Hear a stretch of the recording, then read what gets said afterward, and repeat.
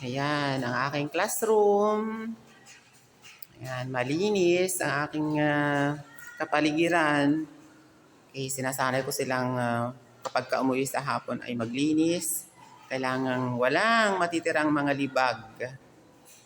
Ayan, yan muna ang ating update dito sa ating classroom para sa araw na ito.